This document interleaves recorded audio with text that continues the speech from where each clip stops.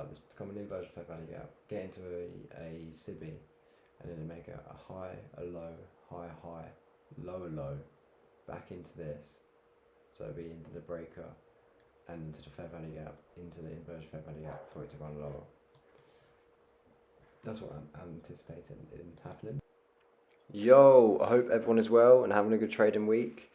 So yeah, that part of content there that I was just saying, I wanted price to break below the fair value gap and then act as resistance. It took out a small short-term high, so it made a higher high, then a lower low. So there's a bearish breaker. So it pulls into the inversion fair value gap consequent encouragement, and it also taps into the bearish breaker and the fair value gap as well. So those things that's what I like to look for, not just the inversion fair value gap, but that just happened to be there.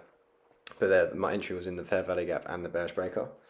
As you can see, the wicks, the bodies weren't closing above the consequent encouragement, which is a nice signature for price to want to run lower. So it starts trading lower. All we see is bearish candles, so it's in a nice sell program. The only reason why I didn't take this on a funded account was because of the time. So if anyone actually knows why, because sometimes ICT does trade like 11 to 12. I know it's like the micros or macros, but I only trade between like 7 a.m. or 7 a.m. to 10 a.m. and then 10 a.m. to 11 a.m. If anyone does know that, feel free to comment below. But yeah, price takes a low here, and that could potentially be for partials. I mean, the risk to reward was really nice already, so definitely should have took partials and then just moved my stop to break even.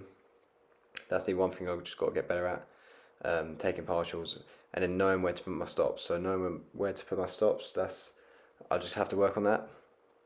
As you can see here, it's bouncing off this BISI, but a little bit lower. I drew a BISI as well, where I've drawn sell side.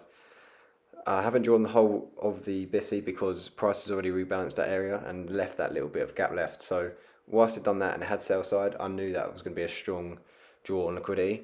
So that made me even more confident that price wants to run lower. So it's just pulling back up into a fair value gap here. It is respecting it, but then it's just accumulating in price. So price is just literally accumulating, and then I'm going to show you a screenshot after because you won't see it, but price does end up running up higher, so it accumulates, manipulates, and distributes. So it manipulates everyone. It taps into the bearish order block, back into the inversion fair value gap, and then runs lower. And it doesn't quite take the sell side just yet, but maybe after it does. But yeah, it was a really nice trade overall. I was happy that I anticipated making it a bearish breaker, getting into the fair value gap. But yeah, the only reason I just didn't get in was because of the time. But yeah, I hope you enjoyed this video. Yeah, price is literally just accumulating here. It runs up higher.